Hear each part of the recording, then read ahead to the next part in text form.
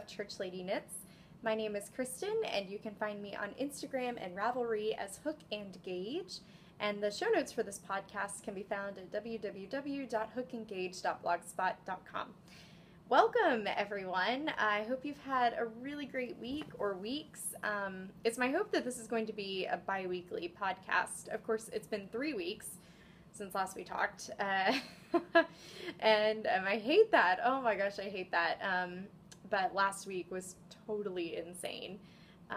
It was one of those weekends where I didn't really have anything planned, and then all of a sudden on Thursday, it was like everything, like the whole weekend was planned. I had something Friday night, something all day Saturday. Of course, Sunday morning was church work, and Sunday evening was a surprise birthday party. So it was craziness. And for those of you who are fellow introverts out there, yeah, it was exhausting. And Monday was pretty nuts too. So it wasn't until Monday evening that I was really able to kind of decompress and sort of wrap my head around life again. If you hear any noise, once again, my sweet little pup is running around and doing his best to get into stuff, so hopefully he'll be good for the duration of this. I hope you have your handcraft, your tea, whatever it is you're working on, or if you're just hanging out and listening, that's good too. I like to listen to podcasts while I walk the dog, so if you're one of those people, I hope your walk is going well. I just wanted to share, before we get started, a new tea obsession I have. First of all, this mug is really cool.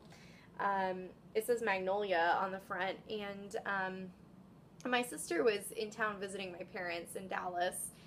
She and my mom drove down to Waco, Texas, which is like about an hour and a half, I think, south of Dallas, and Baylor University is there. Otherwise, it's kind of a wide spot in the road.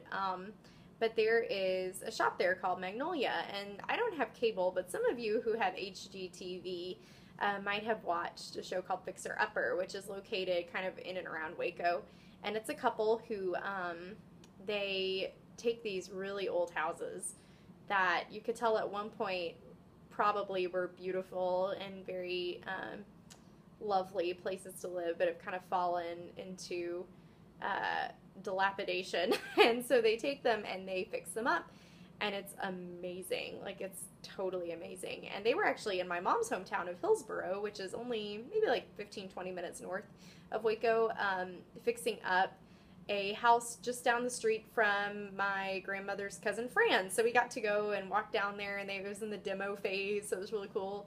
Took some pictures of it. I can't wait to see what they did with that house, because it has great structure. I would just be interested to see what they did.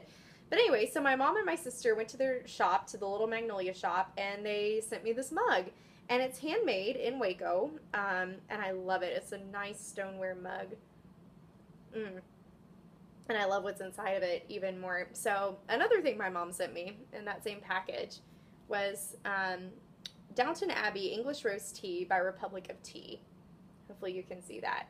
I'm filming on my iPad, and I'm doing my best to look at the tiny little camera lens on the back, but unfortunately I don't have a way of really seeing what's in frame.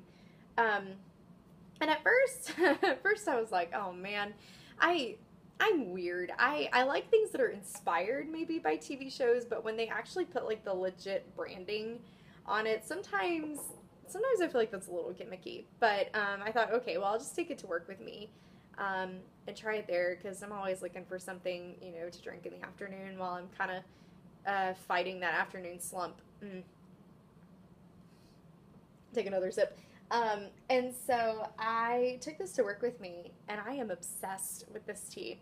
It's English roast tea, caffeine-free blossoms and raspberries, and it has the Crowley ladies on the front.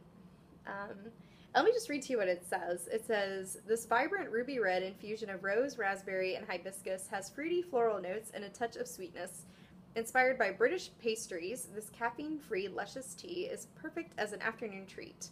Enjoy hot or cooled over a tall glass of ice. And it has Nigerian hibiscus, rosehip peels, apples, stevia, natural natural raspberry, natural rose and vanilla flavors, and rose petals. And it's delicious. It does have stevia in it, but you do still need to sweeten it, and I highly recommend sweetening it because I think it brings out the flavor a bit more. And the thing that's nice about this tea is that if you don't do like green tea or black tea or like Assam tea, this has like no actual tea in it. It's just hibiscus and fruit basically. And it is limited edition. However, I was on their website and I'm really hoping that their raspberry hibiscus tea is the same as this, just rebranded. But it is so good. It's so good. I highly recommend it. So if you are in the States, you can get Republic of Tea teas at World Market. If you have a World Market store, it's a chain store nearby. It's back in their food section. And they do have a website. I think it's just republicoftea.com. So it's really tasty. Highly recommend it.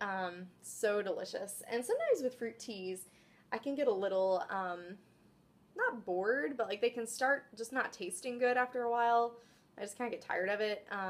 There was one such tea at my local tea shop called Persephone's Temptation, which I was obsessed with for like 2 weeks. And then all of a sudden it just kind of started not tasting all that great. But this, I've been drinking it for a while, and I totally am in love with it. In fact, I've already bought 2 more tins of it. So I'm ready. I'm ready.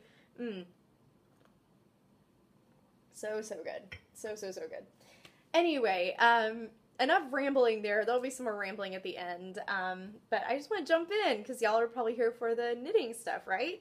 Hopefully I'll get around to showing you all some more sewing and crochet and that kind of stuff. I don't really have any of that today, aside from the shop update, which will also be at the end. But anyway, in terms of things I've finished, I finally finished my Rhea Baby Vest by Maria Monska. And in the last episode, I noticed I wasn't really holding things up very high, so I'm like trying to do that a little bit better. Hopefully you can see that. And this is worked in Quince & Co. Chickadee in the clay colorway. It's their sort of sport weight yarn. And this actually only took me like 1.5 skeins, which I was a little concerned about because the people who were also making the 12-month size, it took them like almost 1 3/4 skeins, but maybe my gauge is just a little different. So I worked this on size 4 needles. I think it called for 3. But I love this pattern. I'm definitely going to be making some more of these, especially now that I think I've got the eyelet portion kind of a little bit better under control. It took me so long to finish because I kept working on it really late at night. And I would think that I was doing the right things. I'd be happily going along, you know, thinking that I was on the right track, and then I wouldn't be. So I think I finally kind of figured out for this particular eyelet pattern, like where I need to be. Because it's not charted, which is totally fine because you can see how they're staggered. You sort of start in, so it'd be kind of hard to chart the eyelet pattern, I think, maybe. But so you kind of have to just knit it and figure out where you are when you do the various lace rows, if that makes any sense. Like where your yarn overs fall, where your decreases fall, all that kind of thing. But I love it. I highly recommend it. I learned a new bind-off method. This calls for the Icelandic bind-off. I don't know if you can see that, but it's a very clean edge. I really like that. It's just very, very neat and tidy. Very nice. So the buttons are a little tight, but it's okay. They do work. These are some cute little ducky buttons. Hopefully you can see them. Like I said last episode, I got these at my local yarn shop, and I have not been back there in a while. I've been trying to be good and not spend a lot of money and try to use what I have in my stash. But next time I go back, I will be sure to figure out where these buttons came from, and I will let you all know. But I just love them. I think they're so, so cute. Anyway, that's the Rhea by Maria Monska of the Stitched in Sweden podcast, and I highly recommend this pattern. So beautiful, so sweet and simple, and I just love it. I think it turned out really nicely. So that is that. I'll put it over there to keep the dog from getting into it. Other than that, I have only started really one new work in progress, if this is the right bag. Yes. I decided to go on ahead and cast on the Georgetown cardigan by Hannah Fettig from her Home and Away collection. And I mentioned last episode that one of my neighbors who was moving out gave me, so sweetly, 7 balls of Lion Brand wool ease in the forest green heather colorway. I just noticed it's starting to get kind of cloudy outside, so I hope the light stays okay. But this is what I've got so far. Ooh, got a needle through the sweater. So, so far super easy. I am doing the seamless version, just because I didn't really feel like doing seams. And so I think I've got, let's see here, 1, 2, 3. I think I need to do two more decrease rows. I think that's what I've got. It has a little bit of waist shaping. So that's the inside. Here's the back. This yarn is actually working up really nicely. I kind of forgot to go to the larger needle size, but in a way, I think I'm glad I did because the gauge, I did do a gauge swatch, and it was a little big, but I figured this kind of not an oversized sweater, but it's kind of a little bit more of a roomy cardigan. And so I think I'm actually getting gauge now with the smaller size. I don't know if you can see that, but it really is knitting up quite nicely. I'm really pleased with this yarn. This is an 80/20 acrylic wool blend, and I'm not hating working with it. It's really nice. I've just gotten so spoiled by the nicer wool yarns.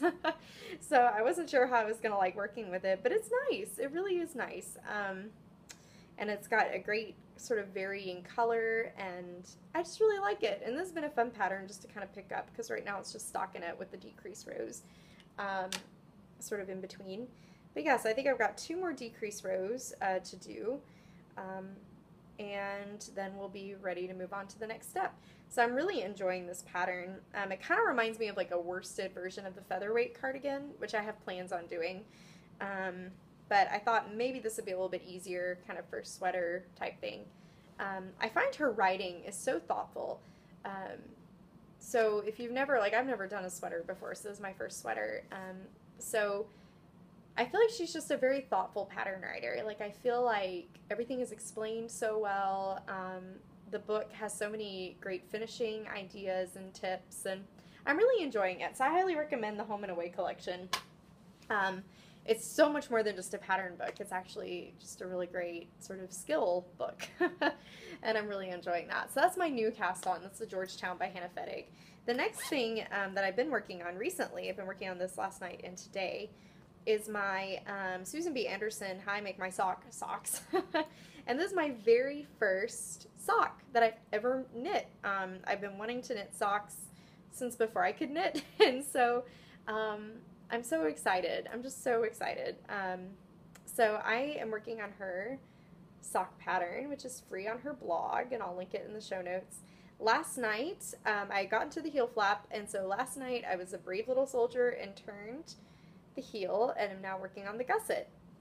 And I have to say, it's definitely not perfect. There are definitely mistakes, but it was not nearly as terrifying as I thought it would be. I'm amazed with knitting that you like words. I need words. That so often like something looks really complicated, and it's not to say it's not difficult, but it's so much more intuitive than you think it would be. Like sometimes, like with crochet, like you have to figure out things sometimes. Like you have to figure out where your next stitch is, or where this goes, or where that goes. But with knitting, all your stitches are on the needles, and even when you go through and pick up stitches, it's very clear where you pick them up. So I don't know. This has turned out to be way less terrifying than I thought it would be. So I'm pretty excited about it. This, of course, is just the short row slip stitch heel with a traditional gusset, and I actually used, and I'll link it in the show notes too, I used a YouTube video on how to work the gusset in Magic Loop, because Susan does double pointed needles. It's the exact same thing that Susan does, just showing you how to do it on Magic Loop, and I thought it was very clear. So I will link that as well. Like I said, it's not perfect. There were a few times when I was turning the heel that I forgot to knit one after doing the decrease. So I kind of had to fudge on the purl side and like do 2 purl 2s together purl two togethers like in a row. But I think it's okay. It's not, you know, I mean, I think it'll be all right. Still haven't decided if these are for me or for someone else. The only real varying thing that I've done aside from working at a magic loop is my cuff is only 5 inches long as opposed to 6. Um, I don't know. I just thought for me that was a good size. And if I give these to someone, I might encourage them to wear them more as house socks because my gauge is a little loose in some of this bottom heel portion, which will probably make it a little less durable, but we'll see. I don't know yet. We'll just have to see. But I'm so proud of my little heel. I'm really excited about this. I'm working this up in Patton's Croy in the blue rag stripes colorway, which is a really popular colorway that I've actually had since before I could knit. I was going to crochet a pair of socks and thankfully never got around to it and decided to knit them instead. So that's really exciting. My only critique with this yarn, and it could be that maybe I should get some bamboo needles next time I work with it, is that it can be a little bit splitty, and really that got frustrating when I was trying to pick up the heel flap stitches to work the gusset because the stitches had kind of gotten a little messy looking, and it was some of them, and so it was a little hard to see where they were, and then I was like trying to pull up a loop and the loop kept getting snagged in the plies and it just kind of became a mess. But other than that, it's obviously going to be a super warm, durable sock yarn, so I'm really pleased with how that's coming along. So now I just have to finish up the gusset. And this is in one of my newer project bags, so I'll be showing you all some of the ones that are up in the shop here in a minute, but this is my sock size. It's a really nice size bag. So the next work in progress, I have honestly not made that much progress on. This is my Habitat hat, which I think I had done the ribbing last time the ribbed brim last time I showed it to you.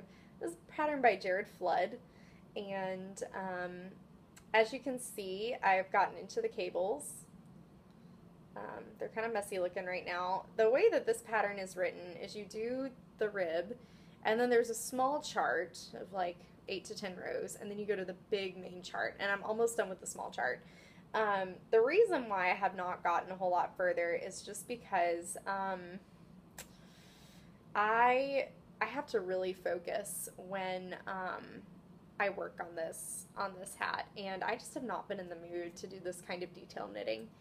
Thankfully, I am doing a much better job of marking my pattern where I am, so I can kind of leave it and then come back to it, but yeah, this just takes a lot of energy for me to like focus on it and make sure I'm doing it correctly.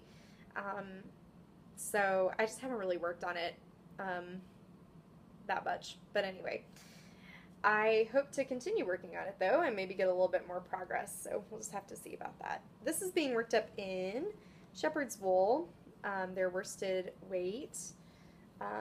It is in the lime colorway, and this is super soft. It's not super washed, but it's a very, very soft wool.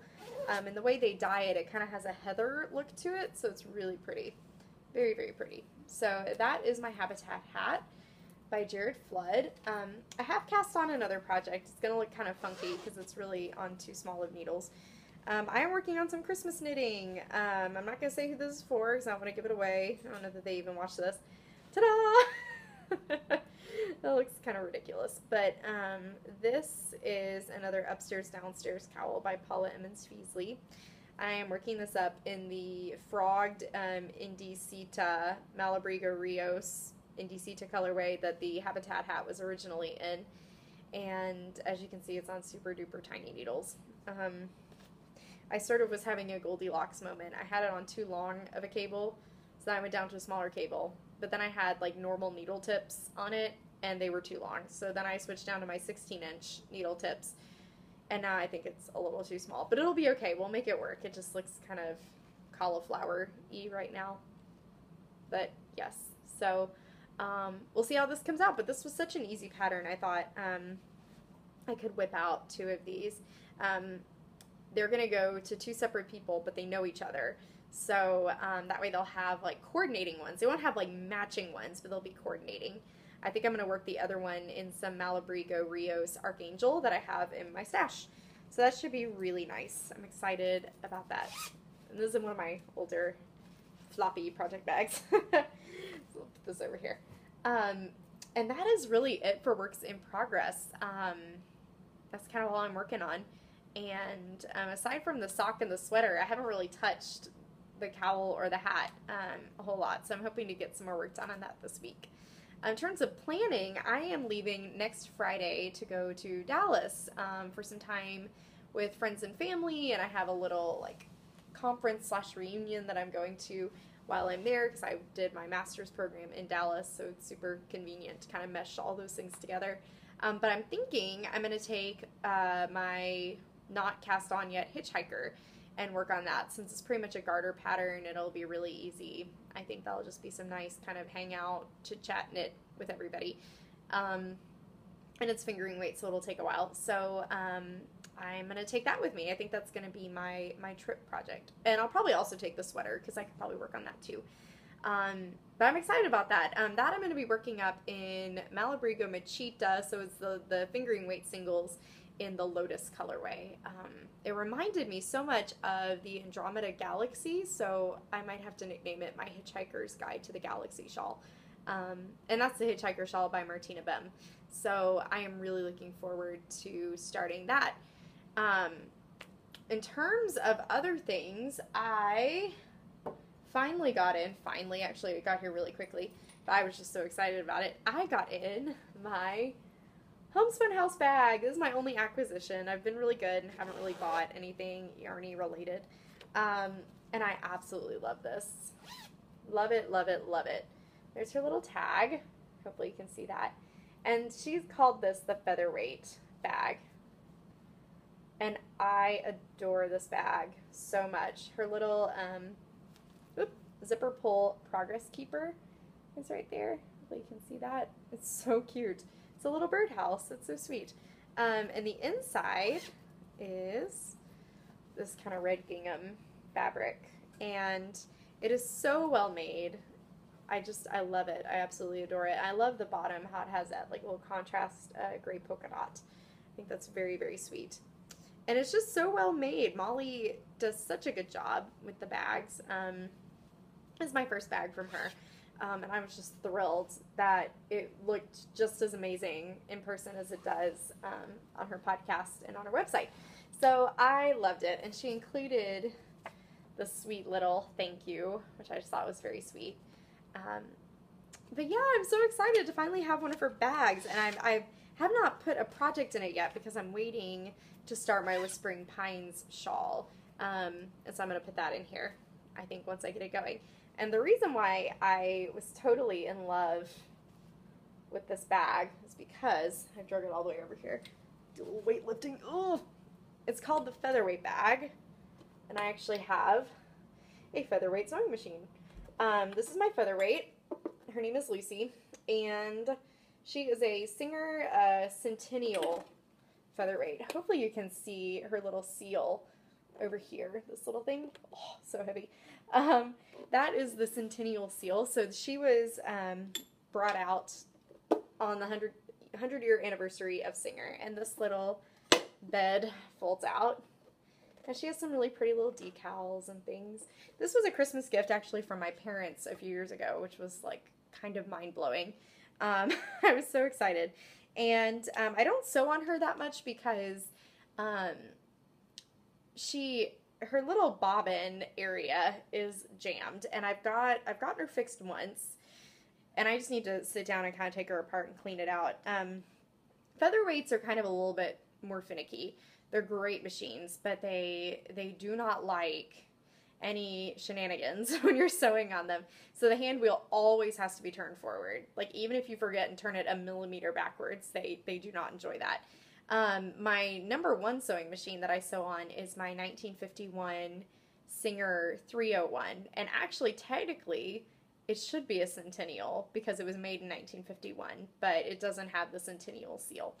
And it's like the bigger, less portable version of this. This was the first portable sewing machine that Singer came out with for women to take to sewing classes and things like that. And you can see the motor on the back. It's just a really neat machine. So I need to give this machine a little bit more loving than I have been. I'm sort of stalking eBay because, as you can see, her little thread spool is crooked. That's because my parents got her on eBay. And so when she arrived, this was all broken and like fallen down into the machine. So, but I have discovered you can actually buy ones of these on eBay. And I'm also going to see if I can find her a new faceplate screw because this is not the right kind of screw that goes in the front. So I really love this machine. Again, I need to kind of do some surgery on her to get her up and working again. But I was so excited when I saw that project bag. I was like, oh my gosh, I have to get it. So thanks, Molly. It's so beautiful. And I'm so excited to finally own one of your bags. So that leads us, well, actually, before we do shop update stuff, I have a question for some of you. I have a Swift that I have had not even 2 years, I don't think, maybe 2 years. And it's from Knit Picks. I got it at my local yarn shop, and it's just one of these umbrella style Swifts. But I've got a problem. So this has broken. And this is their older model, so it's got like the all wood screws, and no matter how much you tighten that, it just flops down. So you can see I have this hair tie here. And I end up having to like kind of wrap it around that to keep it up. And even then it doesn't really do that good of a job of that. This bottom screw still works, but I am in the market for a new Swift. And aside from that weird screw malfunction, I'm totally happy with this. It has a nice smooth turn. The diameter's good. This part's good. Does anyone have the newer Knit Picks Swift? Because I saw that they've redone it with a metal screw. And I was wondering if that makes any difference. Or, you know, what Swifts do you all have? Where did you all get your Swift? I like the umbrella style, but it certainly doesn't have to be the umbrella style. I live in an apartment, so it's kind of nice to be able to, like, fold this up and just, you know, it's very compact. But let me know in the comments below if you have any Swift recommendations. Or you can send me a message on Ravelry. So, yeah, but I'm also might be in the market for a new ball winder. My current ball winder is fine, but it is very, very noisy and, like, very noisy. So we'll just have to see. But I just wanted to throw that out there. Yeah, so I'm going to talk a little bit about what's up in the shop. And so if you're not interested in that, we'll see you next time. And I hope you have a great week. But if you are interested, stick around. As probably many of you know, I did a shop update Labor Day, so like almost 2 weeks ago. And there's still so many wonderful things up. And I just want to show you all some of the patterns and fabrics that are up there now. Not patterns, but, you know, fabric patterns. If that makes any sense. Lord have mercy, I am scattered. I apologize. It's probably been a painful episode to watch. But I've got all sorts of sizes. I just want to show you some of the finished bags. So we've got some bags for Halloween. This is the sock size. Rory, buddy, what you doing down there? Hey, buddy. Dog. Sock size is in the landscape orientation. Hey, Rory. We're not going to do that. Sorry about that. This is in the landscape orientation. This is perfect for socks, for like smaller projects. You can fit all sorts of things in there. This is the sock in what I'm calling the portrait orientation. This is the traveling teacup. I love this fabric. I will definitely be ordering more of this fabric. It's so cute. It has these fun little like thermoses on there. I don't know where I'm going to put these so he doesn't get into them. Life with a puppy. It's fun. This is kind of a popular fabric I've seen around, but this is called, I think Wild at Heart is what I called this one, with the little horses. Really pretty, really, really pretty fabric. I love the colors of that one. This is the squirrel bag. These are sock. These are all sock. This is like my sheep bag. These are the same size. And again, whoop, really generously sized. Really, really happy with how those came out. Here's another sort of landscape-oriented sock bag. This is called Hand Knits for Everyone. Another Wild at Heart. This is called Foxwood.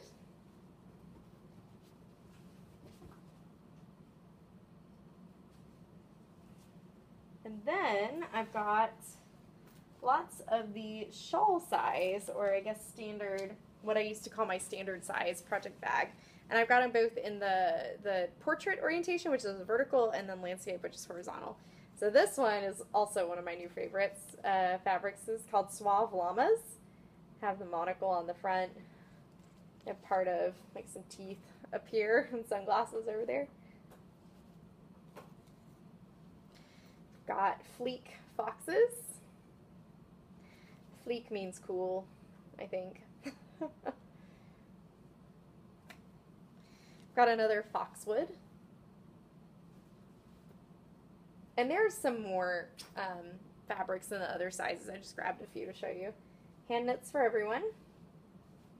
Love that owl in the sweater. The little kid over here sleeping in bed. Another fox, this time in the landscape orientation. And these are great size. I mean, you could probably even fit like a sweater, like a small sweater in here. Or a large shawl. This is the Cute Spooks Halloween one. I think I mentioned this on the old podcast. I'm not the biggest fan of Halloween, but I thought that this was a really, really cute fabric. I mean, I like Halloween. I like the cutesiness of Halloween. I don't like the gory Halloween. That's not my favorite. This, I keep saying this, but this is also one of my favorites. This is the 100 Acre Wood. So it's Winnie the Pooh.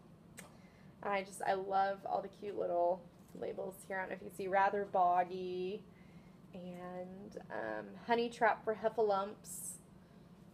Over here you have Rabbits, Friends, and Relations. It's really cute. It's classic Winnie the Pooh. And then another Wild at Heart. I just love that fabric. So, whoops, so pretty. All right, and then the last grouping I have to show you are some sweater bags, and these are huge. These are really, really huge. You could use these for like a blanket project, like a small blanket, like a lap blanket, or these would be great for like embroidery cross-stitch projects because they're big enough to hold a hoop. So this is the Suave Llamas bag. Love it. I love this guy with his teeth out over there. This is Hand Knits for Everyone.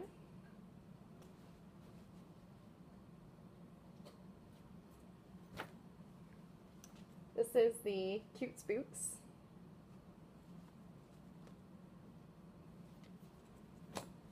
This is Foxwood.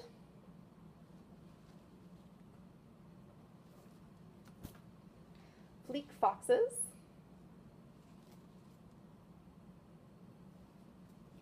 And that's it, the ones I'm going to show you. So there are several more in the shop. Go check it out. It's www.hookandgauge.etsy.com. And really excited about all those bags. I'm going to be working on some Notions pouches and some more bags coming up. So anyway, go check those out. And I hope you guys are having a great weekend. I feel like this has been a very weird, awkward, rambly episode, but hopefully you enjoyed it. And enjoy fall. Enjoy the beginnings of fall. Hopefully I'll see you all back here in another 2 weeks. Bye! Last night, when I lay sleeping, I saw